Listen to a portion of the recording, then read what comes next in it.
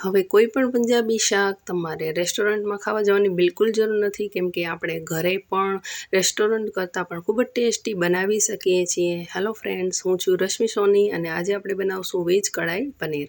ચાલો જોઈએ તેની રેસીપી. તે માટે મેં અહીં કેટલાક ખડા મસાલા લીધા છે, 2 આખા લાલ મરચાં, એલચી, તમાલપત્ર, થોડા મરીના દાણા અને થોડી લવિંગ લીધા છે. એક કઢાઈ લઈ તેમાં 1 ચમચી ઓઇલ લઈ અને 4 નંગ ડુંગળી, 5-6 કળી લસણ અને કટકો આદુ લીધા છે, તેને મેં સમારી લીધા છે. હવે કઢાઈમાં તેલ થોડું ગરમ થાય એટલે સૌથી પહેલાં તેમાં આખા ખડા મસાલા એડ કરી દઈએ અને તેને થોડા રોસ્ટ થવા દઈએ. ત્યારબાદ તેમાં સૌથી પહેલાં આપણે લસણ એડ કરશું અને તેને હલાવી રોસ્ટ કરીએ. ત્યારબાદ તેમાં આદુ અને કટ કરેલ ડુંગળીના પીસીસ એડ કરી દઈશું અને તેને ધીમી આંચ પર આપણે રોસ્ટ થવા દઈશું.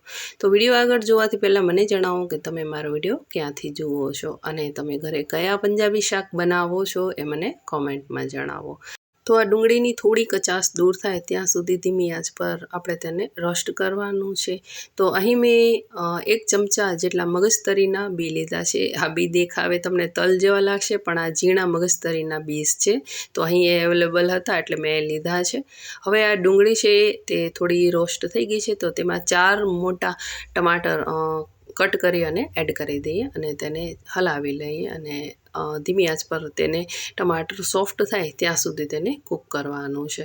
તો મગજતરીના બીમાં મેં થોડા 10થી 12 નંગ કાજુ પણ એડ કરી દીધા છે અને તેને પલાળવા મૂકી દીધેલા.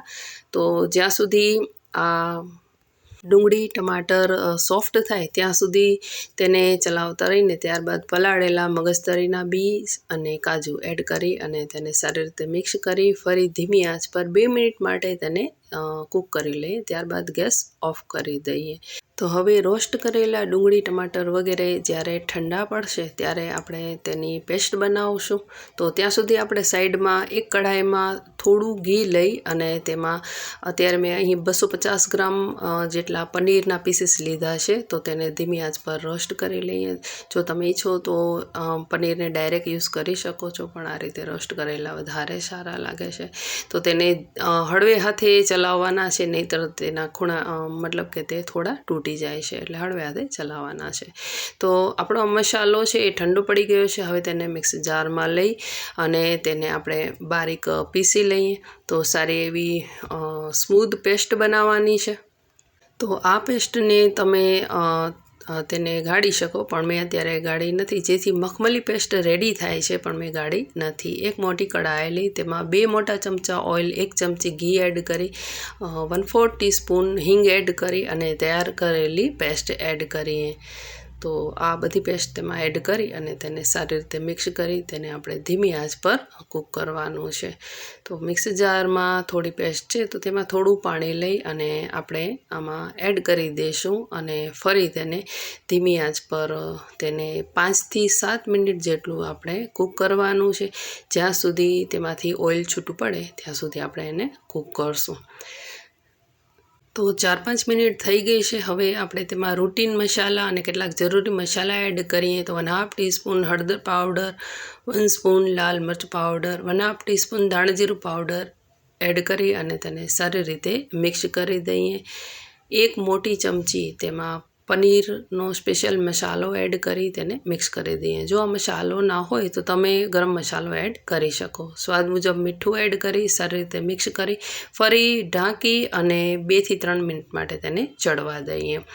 હવે આ ગ્રેવી રેડી છે, તેમાં થોડી કસૂરી મેથી આ રીતે મસળીને એડ કરી દઈએ અને આપણા રોસ્ટ કરેલા પનીર એડ કરી અને તેને સારી રીતે મિક્સ કરી દઈએ અને ફરી તેને ધીમી આંચ પર 3થી 4 મિનિટ પકવવા દઈએ, જેથી કરી અને પનીરમાં તેનો સારો એવો સ્વાદ ઉતરી જાય અને આપણું શાક ખૂબ જ ટેસ્ટી રેડી થાય.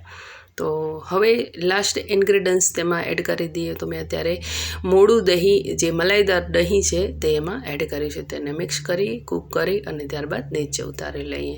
તો અત્યારે મેં પનીરની આ સબ્જીને જીરા રાઈસ, દાલ, મેંગો રસ વગેરે સાથે સર્વ કર્યા છે. સાથે થોડું સલાડ પણ સર્વ કર્યું છે. વિડીયો પસંદ પડ્યો હોય તો લાઇક શેર કરજો. Thank you.